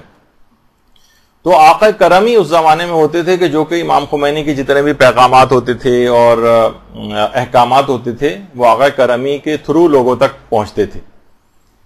تو ساواک کے نام سے جو زمانے میں سیکرٹ ایجنسی تھی ایران کی اور شاہ کے کنٹرول کے اندر تھی، ان کے مظالم تو اس قدر تھے کہ ایسے ایسے مظالم ان لوگوں نے ایجاد کیے تھے، خاص طور پر ناخن اکھیڑنا اور سرد پانی کے اندر ڈوبو کر اعتراف کسی بھی چیز کا کروانا، جسم میں کرنٹ لگانا، اور یہ سب اس کے اندر ساواک والے بہت مشہور تھے. ساواک والے جب کسی کو گرفتار کر کے لے جاتے تھے تو بہت مشکل ہی اس کی واپسی ہو پاتی تھی. تو آغا کرمی کو ساواک والے جو ہے نا وہ اٹھا کر لے گئے. لوگ بہت پریشان ہوئے اور خطرہ تھا کہ آغا کرمی کو قتل نہ کر دیا جائے. لوگ آغا مصباح کے پاس گئے. آغا مصباح نے کہا اس معاملے کو آیت اللہ بہجت کے پاس لے جانا چاہیے. آیت اللہ بہجت کے پاس لے کے گئے. آیت اللہ بہجت نے سن کر تمام باتیں سنی اور کہا پریشان مت ہو. آغا نے کہا لوگوں نے کہا کہ آغا بہجت خطرہ بہت زیادہ ہے، آپ سمجھ نہیں رہے، ساواک والے لے کے گئے، وہاں سے تو کوئی بچ کے آنے کا امکان ہی نہیں. آغا بہجت نے کہا کہ کوئی پرواہ کی بات نہیں، نماز جعفر تیار پڑھو اور پریشان ہونا بند کر دو. اچھا، سب لوگوں نے جو آئے تھے سب گئے اور انہوں نے نماز جعفر تیار پڑھی. نماز جعفر تیار پڑھ لی، لیکن پھر بھی کوئی خبر نہیں آئی ان کی رہائی کی. وہ پھر آغا بہجت کے پاس گئے. آغا بہجت نے پوچھا کہ تم نے نماز جعفر تیار کس طرح سے پڑھی تھی؟ انہوں نے کہا کچھ نہیں، وہ جو طریقہ ہے نماز جعفر تیار کا، ہم حرم معصومہ قم گئے، وہاں پہ ہم گئے اور نماز جعفر تیار پڑھی. آغا بہجت نے کہا نہیں، اس طرح سے پڑھو جس طرح سے زاد المعاد میں علامہ مجلسی نے نقل کی. نماز جعفر تیار کو پڑھنے کے الگ الگ اس کے لیے الگ طریقے ہیں. خاص طور پر جو شدید مشکل والا ہے، ایک تو ابھی وہ 3 دن روزہ رکھا جائے، وہ چھٹے امام کا آپ نے سنا تھا. ایک زاد المعاد علامہ مجلسی میں ایک طریقہ اور الگ سے بھی بیان ہوا ہے. کہا کہ نہیں، اس طریقے سے پڑھو، وہ بھی آگے چل کے آنے والا ہے. تو لوگوں نے کہا ٹھیک ہے، اس طرح سے بھی پڑھ لی. اور اس کے بعد آغا بہجت کے پاس گئے. آغا بہجت نے کہا کیا ہوا، آغا کرمی آزاد ہو گئے؟ لوگوں نے کہا نہیں، ابھی تک تو ہمیں کوئی اطلاع نہیں آئی، کیونکہ ان کو جو ہے وہ اصفہان لے جایا گیا تھا، ہمیں اصفہان سے کوئی اطلاع نہیں کہ انہیں چھوڑا گیا یا نہیں چھوڑا گیا. تو بہرحال کہا کہ نہیں، جاؤ جا کر پتہ کرو. ان کے بیٹے پھر اصفہان گئے جہاں پر آغا کرمی قید تھے. تو ان کے بیٹے نے کہا جب میں وہاں پر گیا تو ساواک والے بہت عزت و احترام سے ان کے بیٹے سے ملے اور کہا ہم بہت معذرت چاہتے ہیں، ہم آپ کے والد کو غلط اٹھا کر لے آئے، آپ انہیں جہاں لے جانا چاہتے ہیں لے جائیے. درود بھیجیے محمد والے محمد.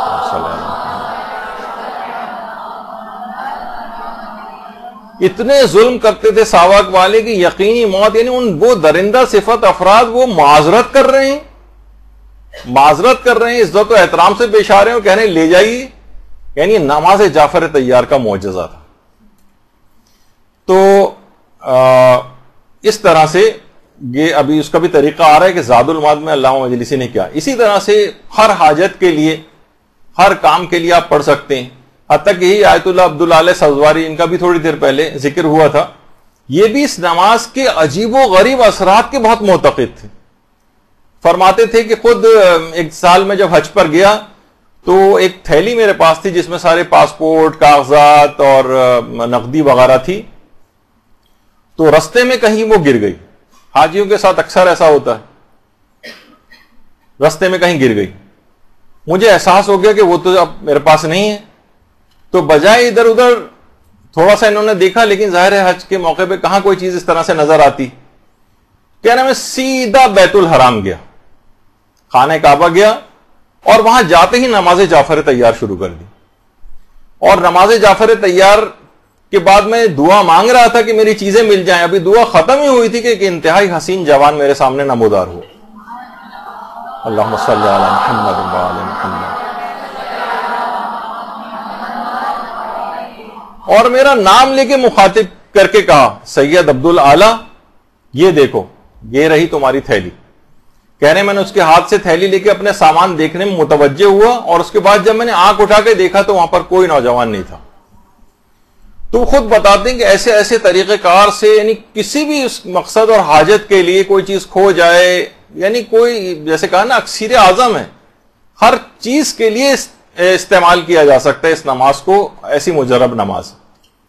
تو وہ طریقہ جو علامہ مجلسی نے زاد المعاد میں لکھا ہے وہ اصلاً ہمارے چھٹے امام امام جعفر صادق علیہ الصلوۃ والسلام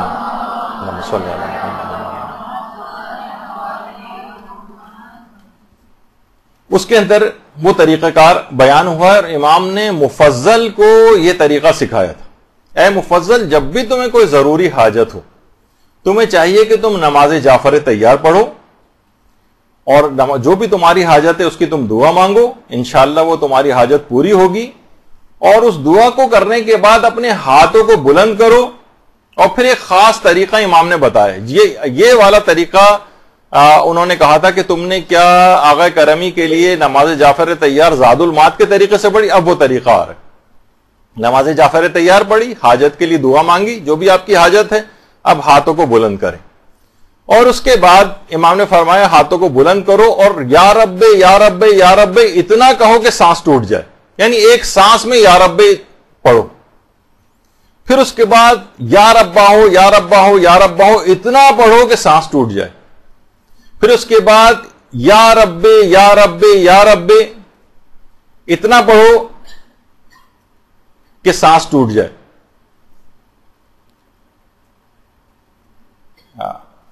پہلے یا رب ہے اور اس کے بعد تیسری مرتبہ صرف رب رب, یا نہیں ہے اس میں. پھر اس کے بعد اتنی دفعہ یا اللہ یا اللہ یا اللہ کہو کہ سانس ٹوٹ جائے. پھر اتنی دفعہ یا حیو یا حیو یا حیو پڑھو کہ سانس ٹوٹ جائے. پھر اتنی دفعہ یا رحیمو یا رحیمو یا رحیمو کہو کہ سانس ٹوٹ جائے. اور پھر 7 مرتبہ یا رحمانو یا رحمانو یا رحمانو پڑھو. اور اس کے بعد 7 مرتبہ یا ارحم الراحمین پڑھو. اور اس کے بعد پھر ایک دعا ہے جو کہ آپ کو مل جائے گی, اللہم انی افتتح القول بحمدک, یہ آپ کو کتابوں کے اندر مل جائے گی. یہ والی دعا جو ہے وہ پڑھو. اور خود چھٹے امام اس طریقے کا نماز جعفر تیار کو اسی طریقے سے پڑھتے تھے. اور اس نماز کی مزید اثر پذیری بڑھانی ہو تو آیت اللہ بہجت ایک چیز کی اور بہت تاکید کرتے تھے کہ اس کے بعد یہ دعا پڑھنے کے بعد انسان سجدے میں چلا جائے اور سجدے میں جا کر گریا کرے, خواہ وہ مختصر گریا کیوں نہ ہو, چاہے وہ فقط 2 آنسو ہی کیوں نہ ہو. اور اس کے بعد اپنی حاجت کو دل و زبان کے اوپر جاری کرے اور یہ عمل پورے اعتقاد کے ساتھ انجام دے, انشاءاللہ اس کی حاجت لازمی قبول ہو جائے گی. آیت اللہ بہجت بہت زیادہ اس کی تکرار کرتے تھے. تو آپ نے دیکھا کہ زاد المعاد کے اندر جو طریقہ علامہ مجلسی نے لکھا ہے اس کے اندر اس طریقہ کار کو ہاتھ دعا کے اندر اٹھا کر وہ جو اذکار پڑھنے ہیں خاص طریقے سے وہ اس طرح سے پڑھے تو انشاءاللہ کوئی وجہ نہیں ہے کہ وہ حاجت پوری نہ ہو. اچھا, اب اس نماز کو کس قدر پڑھنا چاہیے؟ وسائل الشیعہ میں پیغمبر اسلام ختمی مرتبہ صلی اللہ علیہ وآلہ وسلم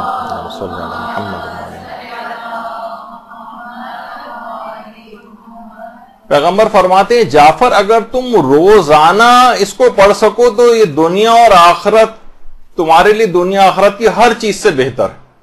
روزانہ اگر کوئی شخص اس کو پڑھے, اور اگر 2 روز کے درمیان اس کو پڑھو یعنی آلٹرنیٹ ڈے پہ اگر پڑھو تو اس دوران تمہارے جو بھی گناہ ہوں گے وہ سارے بخش دیے جائیں گے ان 2 دنوں کے درمیان جو تم نے کیے. اور اگر یہ نہ کر سکو, مثلا روزانہ نہیں پڑھ سک رہے ہو اور آلٹرنیٹ ڈے پر بھی نہیں پڑھ سک رہے ہو تو جمعے کے دن اس کو پڑھو, یعنی ہفتے میں 1 دن, ہر ہفتے جمعے کو روز پڑھو اس کو. اور یہ بھی اگر ممکن نہ ہو تو ہر مہینے 1 دفعہ نماز جعفر تیار پڑھو. اور یہ بھی اگر ممکن نہ ہو تو سال میں 1 مرتبہ پڑھ لو. اس دوران جتنے بھی تمہارے گناہ ہوں گے وہ سارے بخشے جائیں گے. البتہ یہ ضرور ہے کہ فضیلت کے اعتبار سے روز کا ثواب زیادہ ہے بنسبت ہفتے میں 1 دفعہ پڑھنے کے, مہینے میں 1 دفعہ پڑھنے کے, سال میں 1 دفعہ. یعنی کوشش یہ کرے کہ جتنا بھی انسان کا ذوق ہو, جتنا اس نماز کے لیے رغبت پیدا ہو, اتنے فضائل سننے کے بعد تو انسان اتنی ہی زیادہ کوشش کرے اس میں. اور چھٹے امام ہمارے جملہ ارشاد فرماتے تھے, خواہ رات ہو, خواہ دن ہو, خواہ سفر ہو, اس نماز کو پڑھتے رہو. اچھا, البتہ اس جو نماز ہے اس کو پڑھنے کا وقت فضیلت کیا ہے, وقت فضیلت کون سا ہے اور بہترین دن اور وقت کون سا ہے؟ تو روایات میں یہ چیز آئی ہے کہ ویسے تو کسی بھی دن پڑھی جا سکتی ہے, ظاہر ہے کوئی اس میں کوئی خاص دن ہی صرف پڑھی جا سکے, کسی اور دن نہیں, ایسا تو نہیں, ہر روز پڑھی جا سکتی ہے, روز پڑھنی چاہیے. لیکن جو سب سے زیادہ فضیلت والا دن ہے وہ روز جمعہ ہے, اور جو سب سے زیادہ فضیلت کا وقت ہے وہ ہے سورج جس وقت آفتاب ذرا دن چڑھ جائے, آفتاب کے بلند ہونے کے بعد, یعنی وہی 8-9 بجے کا جو تقریباً وقت ہوتا ہے جس وقت سورج بلند ہو جاتا ہے, تو اس وقت جمعے کے روز اس وقت جو ہے اس نماز کو پڑھا جائے. اور آیت اللہ ناصر مکارم شیرازی نے لکھا ہے کہ بہترین وقت ابتدائے روز جمعہ, یعنی بس جیسے ہی جمعے کا روز شروع ہو اور سورج ابھی نکلا ہو وہ اس نماز کو پڑھا جا سکتا ہے. اچھا, سفر میں بھی اس نماز کی بہت تاکید ہے. آپ نے دیکھا تھا کہ نوافل یومیہ میں سفر میں دن کے نوافل ساقط ہو رہے تھے, اور عشاء کے جو نافلہ ہیں ان کو رجاء مطلوبیت کی نیت سے کہا تھا, آپ کو اگر بات یاد ہو تو. بہرحال لیکن سفر میں نماز شب کی بھی ویسی ہی تاکید ہے, اور نماز جعفر طیار کی بھی اسی طرح سے. باقاعدہ عیون اخبار الرضا جو ہمارے 8ویں امام کی حدیثوں پر مشتمل کتاب ہے, اس کی دوسری جلد میں ایک صحابی امام رضا فرماتے ہیں کہ امام علی رضا علیہ السلام نے اپنے سفر خراسان کی ہر رات میں 8 رکعت نماز مستحبی کے بعد نماز جعفر طیار کی 4 رکعت ضرور پڑھا کرتے تھے. یعنی 8ویں امام سفر خراسان کی ہر رات کے اندر نماز جعفر طیار پڑھتے تھے. اچھا, اب کچھ خاص سال کے تاریخ ایسی ہے, خاص دن ایسا ہے کہ جس دن اس نماز کے لیے الگ سے خصوصیت آئی ہے پڑھنے کی, اور وہ ہے 25 ذی القعدہ عید دہو الارض. یہ بھی ہمارے 8ویں امام نے اس کی بہت تاکید کی ہے. 25 ذی القعدہ انسان کو چاہیے کہ اپنے کیلنڈر وغیرہ پہ مارک کر کے رکھے کہ اس دن خاص نماز جعفر طیار کو پڑھنا, نماز جعفر طیار.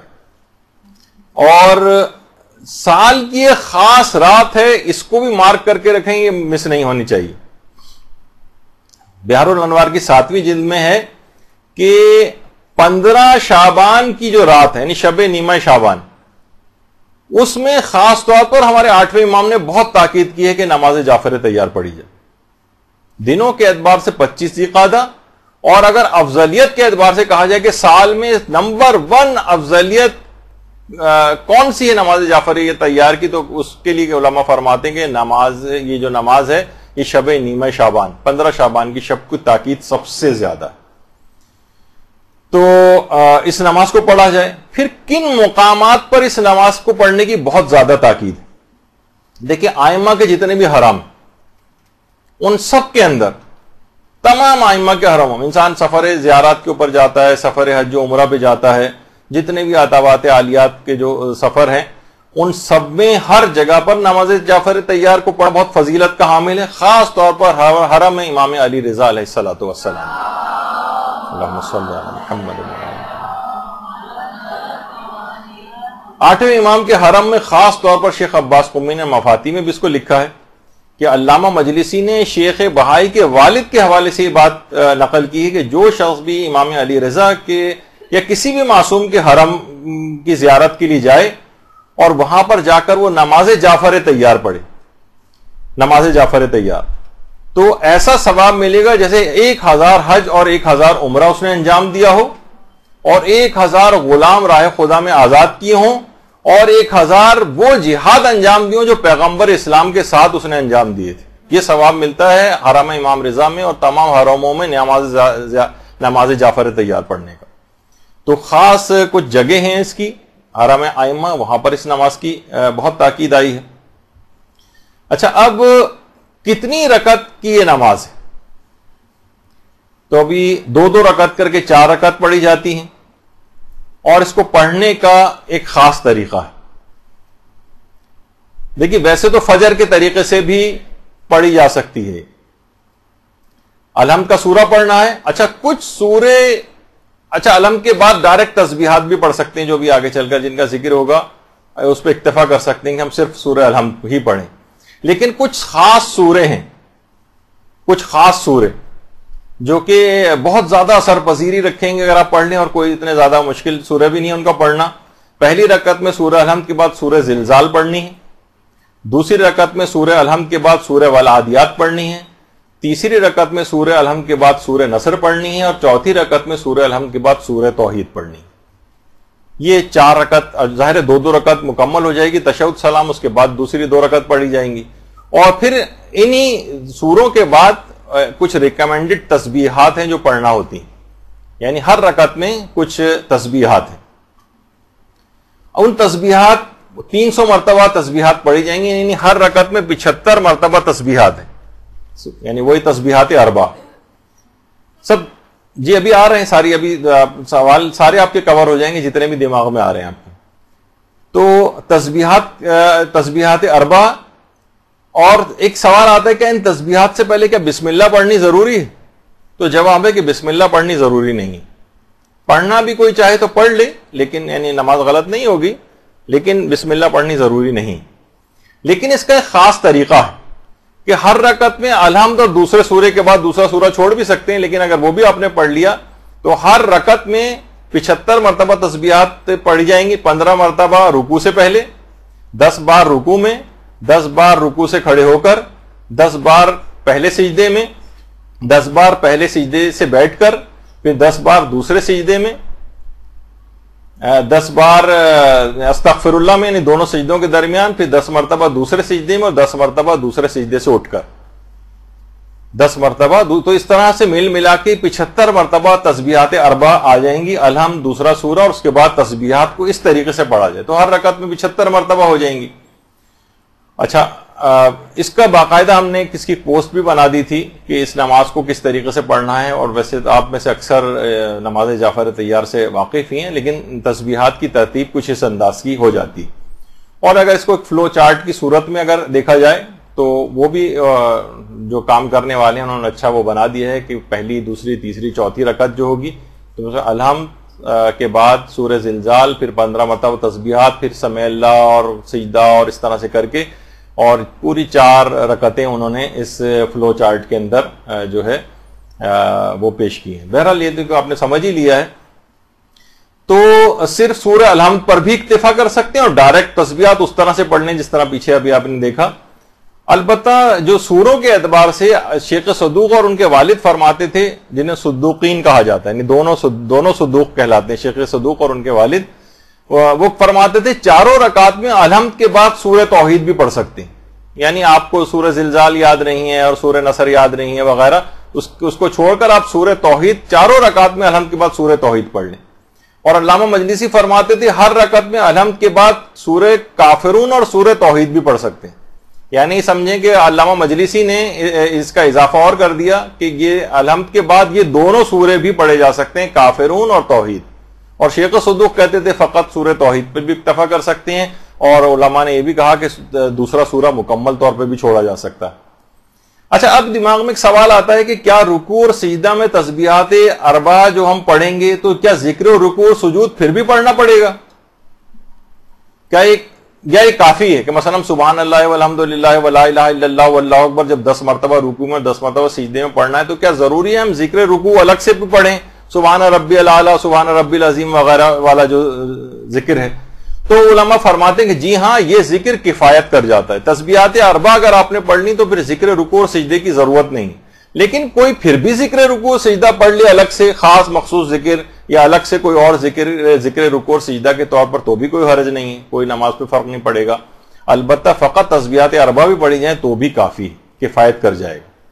اچھا اب ایک مسئلہ اس کے اندر یہ آتا ہے کہ تسبیحات اربع پڑھتے پڑھتے اکثر اس کی مقدار میں, تعداد میں شک ہو جاتا ہے.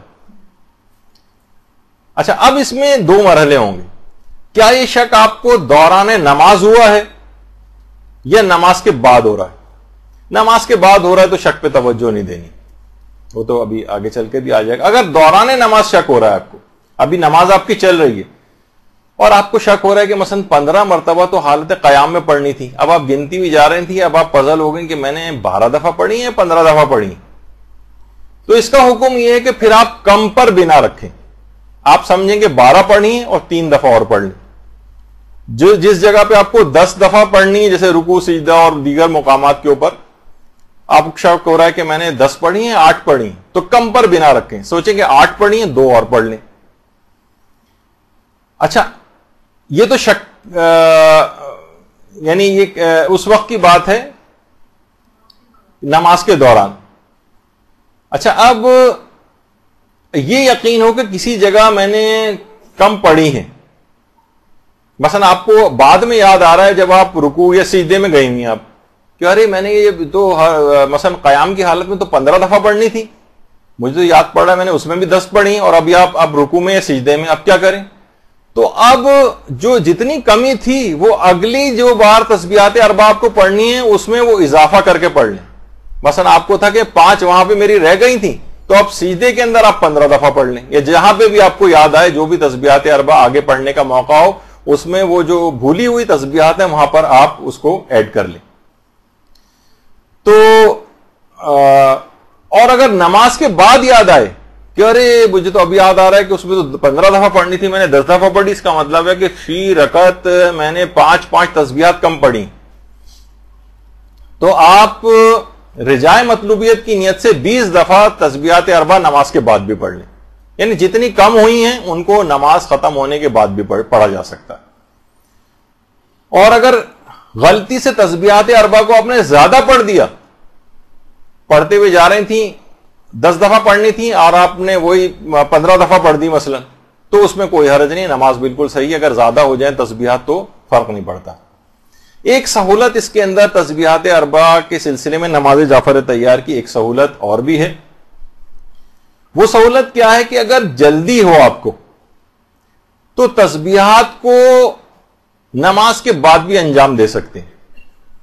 مثلا آپ نے کہا کہ میں 2 رکعت نماز عام طریقے سے پڑھ لیتی ہوں، مثلا آپ نے الحمد پڑھی اور دوسرا سورہ پڑھنا تھا نہیں پڑھنا تھا، دونوں صورتوں میں آپ نے پڑھا نہیں پڑھا، اس کے بعد 2 رکعت نماز فجر کے طریقے سے پڑھ لی، اور اس کے بعد ہر 2 رکعت میں 150 دفعہ تسبیحات اربع ہیں کیونکہ 75 تو آپ نماز کو ختم کرنے کے بعد اگر آپ جلدی میں ہیں، آپ کو کسی کام سے جانا ہے جس کو اس میں کہا جاتا ہے مستعجل کے لیے، یعنی جس کو جلدی ہو، وہ نماز کو جیسے کہ عام طور پر ان جو مقامات کے اوپر جیسے مقامات مقدسہ پہ جا رہے ہیں، ریاض الجنہ کے اندر نماز جعفر طیار پڑھیں، وہاں اتنی دیر کھڑے ہونے نہیں دیتے، مشکلات ہوں گی، تو آپ نے جلدی 2 رکعت نماز پڑھ لی، اور اس کے بعد ذرا ہٹ کر جب آپ کو ہٹا دیا گیا تسبیحات اربع آپ نے الگ سے 150 دفعہ یا 150 دفعہ الگ سے پڑھ لی، یا یہ بھی کر سکتے ہیں اور زیادہ جلدی ہے تو 2 رکعت کر کے دونوں نمازیں یعنی 4 رکعت پڑھنے کے بعد 300 مرتبہ تسبیحات اربع نماز کے بعد بھی پڑھی جا سکتی۔ لیکن یہ علماء نے کہا کہ مستعجل کے لیے جو جلدی میں ہے یا عدد وغیرہ گننا جس کے لیے مشکل ہو رہا ہو یا وہ نہیں پڑھ پا رہا ہے، بہرحال ایسی صورتحال ہے، تو ٹھیک ہے، پھر وہ بعد نماز ایک ساتھ تمام تسبیحات کو ایک ساتھ پڑھ لے۔ تو اچھا ایک سہولت ایک اور بھی ہے اس کے اندر، کیا دونوں نمازوں کے درمیان وقفہ دے سکتے ہیں؟ مثلا ہم نے ابھی 2 رکعت 4 رکعت ہی نماز ہے نا، 2 رکعت ابھی پڑھی، اس کے بعد ہم کچھ وقفہ دینا چاہتے ہیں، اتنی جلدی ہمیں ابھی نہیں پڑھنا ہے، کوئی کام درپیش ہو گیا، تو اس میں وقفہ بھی دے سکتے ہیں۔ البتہ علماء فرماتے ہیں افضل یہ ہے کہ اس دوران پھر کوئی کلام نہ کیا جائے، وقفہ دے دیں، کلام بھی کر سکتے ہیں، لیکن افضل یہ ہے، ثواب یہ ہے، فائدہ اس میں زیادہ ہے، اثر پذیری زیادہ ہے اگر ان دونوں رکعات کے درمیان آپس میں بات چیت نہ کریں کسی سے، تو نمازوں کے درمیان وقفہ بھی دیا جا سکتا ہے۔ علماء ایک چیز اور فرماتے ہیں کہ جو نماز جعفر طیار کے جو آخری سجدہ ہے اس میں تسبیحات اربع کے بعد ایک خاص دعا ہے، وہ اگر پڑھ لی جائے، یہ بھی کتابوں کے اندر لکھی ہوئی ہے، تو اثر پذیری بہت بڑھ جاتی ہے۔ سبحان من لبس العز والوقار، یہاں سے جو یہ دعا شروع ہوتی ہے، یہ خاص طور پر یہ کتابوں میں آپ کو مل جائے گی، اتنا وقت نہیں کہ اس کو مکمل پڑھا جائے، تو اس دعا کو خاص طور پر پڑھا جائے، اور دعا کو اردو میں بھی پڑھ سکتے ہیں، اگر کہیں ترجمہ آپ کو لکھا ہوا نظر آ رہا ہے کسی جگہ پہ تو ترجمہ بھی اس کا پڑھ لیں، اگر عربی نہیں پڑھنی آتی کسی کو۔ اور اس میں ایک سوال اور بھی ہوتا ہے کہ نماز جعفر طیار کو کیا قضا کی نیت سے انجام دے سکتے ہیں؟ تو قضا سے مراد یہ کہ جس روزانہ اگر آپ کو پڑھنا تھی یہ ہے کہ اس دن نہیں پڑھ سکے تو اس نماز کو مثلا ایک ہی دن میں مثلا آپ کو روزانہ نماز جعفر طیار پڑھنی ہے اور ایک دن مس ہو گیا تو جو پچھلے والی جو دن کی نماز ہے وہ اگلی دن کی نمازیں اس دن آپ 2 نمازیں پڑھ لیں. اس کو قضا کہنا تو مشکل ہے لیکن چلیں اس طور پر کہ جو رائج ہے کہ قضا کی نیت سے بھی اس کو پڑھا جا سکتا ہے اگر کسی دن کی نماز ہی مس ہو جائے. لوگ یہ بھی پوچھتے ہیں کہ جب اتنا ثواب ہے تو کیا ہم اپنے زندہ افراد کے لیے یا مرحومین کے لیے کی نیابت میں اس کو پڑھ سکتے ہیں؟ مثلا کوئی شخص چاہے کہ ہم اپنے والدین کے لیے پڑھ لیں جو زندہ ہیں تو وہ پچھلی مرتبہ آ گیا تھا کہ زندہ کے لیے نیابت کے اعتبار سے نماز نہیں ہو سکتی نماز مستحب, اور ظاہر واجب تو خیر پڑھی نہیں جا سکتی جب تک کوئی شخص زندہ ہو, لیکن نماز مستحب بھی نیابت نہیں ہو سکتی.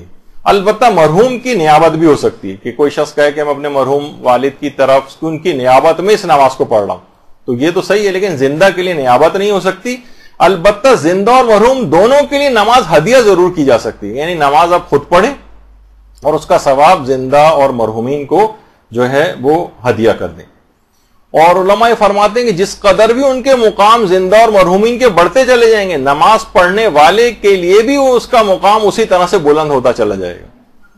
تو اس نماز کی بڑی اس لحاظ سے تاکید ہے. پھر ایک سوال اس میں یہ بھی آتا ہے کہ کیا نماز جعفر طیار کو جماعت کے ساتھ پڑھ سکتے ہیں؟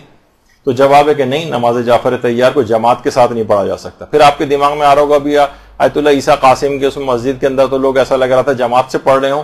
وہ ایک اور مسئلہ ہے جس کو کہتے ہیں کہ یعنی جمعی طور پر پڑھ سکتے ہیں, یعنی سب لوگ ساتھ کھڑے ہوئے ہیں لیکن پڑھ اپنی اپنی رہیں, جماعت نہیں ہو رہی, کوئی نماز پڑھانے والا نہیں. یا اگر کوئی شخص آگے کھڑا بھی ہے تو باواز بلند وہ اپنی نماز پڑھ رہا ہے تاکہ دوسرے لوگ اس کی سن کر وہ بھی دہراتے رہیں ساتھ ساتھ. لیکن نماز کوئی بھی مستحب نماز سوائے 2 نمازوں کے نماز عرابی اور نماز استسقاء جو ہم نے پچھلی دفعہ بتائی تھی ان کے علاوہ کوئی نماز مستحب جماعت کے ساتھ نہیں ہو سکتی. نماز جعفر طیار بھی نہیں ہو سکتی.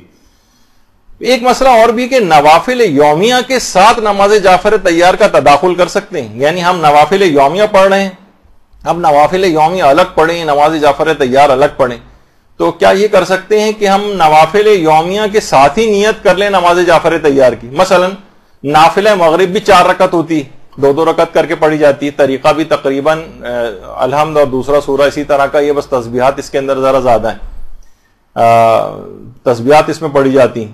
تو ہمیں نافلہ مغرب ہی کے اندر اگر ہم نماز جعفر طیار کا طریقہ ڈال دیں اور دونوں کی نیت کر لیں اس اعتبار سے تو جی ہاں یہ تداخل جائز ہے. یعنی آپ نافلہ مغرب میں یا کسی بھی اور نافلہ کے اندر نماز جعفر طیار کا طریقہ ڈال کے اگر اس کو پڑھ لیں تو دونوں نمازیں آپ کی ہو جائیں گی, یعنی نافلہ مغرب کا بھی ثواب مل جائے گا اور نماز جعفر طیار کا بھی مل جائے گا, الگ سے اس نماز کو نہیں پڑھنا پڑے گا. یہ ایک اچھا اس میں تداخل ہے. حتیٰ کہ علماء یہ بھی فرماتے ہیں کہ اگر نوافل آپ کے قضا ہو گئے, آپ کو پچھلے کسی دن کے نافلہ آپ سے چھوٹ گئے تھے, ان کی قضا میں بھی نماز جعفر طیار کا طریقہ ڈال کے تداخل کیا جا سکتا ہے. تو جی نیت دونوں کی کر لیں کہ میں نماز جعفر طیار بھی, یعنی طریقہ نماز جعفر طیار کا اس کے اندر رکھیں اور ساتھ میں نافل مغرب کی نیت بھی اس کے اندر ہو, تو یہ دونوں نمازیں اس انداز سے شمار ہو جائیں گی. پھر اس کے اندر ایک سوال یہ بھی آتا ہے کہ کیا نماز جعفر طیار کو نماز شب کے عنوان سے پڑھ سکتے ہیں؟ یعنی ہمیں نماز جعفر طیار کو نافلہ کے مغرب کے بجائے ہم نماز شب کے مثلا ابتدائی جو آپ کو پڑھنی ہے رکعت نماز شب کی نیت سے جو پڑھی جاتی ہیں, تو جی ہاں نماز شب کے ساتھ بھی نماز جعفر طیار کا تداخل جو ہے ہو جاتا ہے. تو اور اس تداخل کے لیے باقاعدہ الگ سے روایات آئی ہیں, الگ سے روایتیں سلسلے کے اندر آئی ہیں, اور جس کی بنا پر یہ نماز غفیلہ کے لیے اور نماز جعفر طیار کے لیے کی نمازوں کو ملانے کا جو حکم ہے, تو اس کے لیے الگ سے روایات آئی ہیں. تو اس کا تداخل نماز شب کے ساتھ بھی ہو جاتا ہے اور نماز نوافل کے ساتھ بھی ہو جاتا ہے. اچھا, اب ایک چیز ہے کہ نماز جعفر طیار کو چلتے پھرتے بھی پڑھ سکتے ہیں, نماز جعفر طیار کو بیٹھے بیٹھے بھی پڑھ سکتے ہیں, نماز جعفر طیار کو سواری کے اوپر بھی پڑھ سکتے ہیں. ہر لحاظ سے جس طرح عام مستحب نمازوں کا حکم ہے اسی طریقے سے نماز جعفر طیار کا بھی. تو امید ہے کہ نماز جعفر طیار کے جتنے بھی مسائل ہیں فضائل ہیں ان سب سے انشاءاللہ معرفت ہو گئی ہوگی, اور کوشش کریں کہ آج سے ہی اس نماز کی ابتدا ہو جائے. کسی بھی نیکی کا جب بھی امکان پیدا ہو جائے اور دل نرم ہو جائے تو انسان کو اس نیکی کی ابتدا کر دینی چاہیے. سمجھ جائیں کہ فرشتہ دل پر سے گزر گیا ہے اور یہ خیال دل میں پیدا ہو رہا ہے کہ اس اطاعت کی راہ کے اوپر اپنے قدم آگے بڑھائے جائیں, تو انشاءاللہ اس سلسلے کو جاری رکھیے گا آئندہ بھی.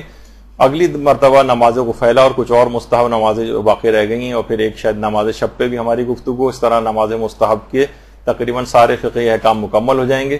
اور نماز شب کے بعد پھر فی الحال اس سال کے لیے ہم بہترین نماز کیسے پڑھیں گے جو سیریز ہے اس کو روک دیں گے, کیونکہ لوگ ذرا گھبرا بھی گئے ہیں شاید نمازوں کے بہت زیادہ مسائل وغیرہ سے. تو انشاءاللہ اور موضوعات پہ بھی گفتگو جاری رہے گی. وصلی اللہ علی محمد وآلہ الطیبین الطاہرین. برحمتك يا أرحم الراحمين وصلى الله على محمد وآله الطاهرين.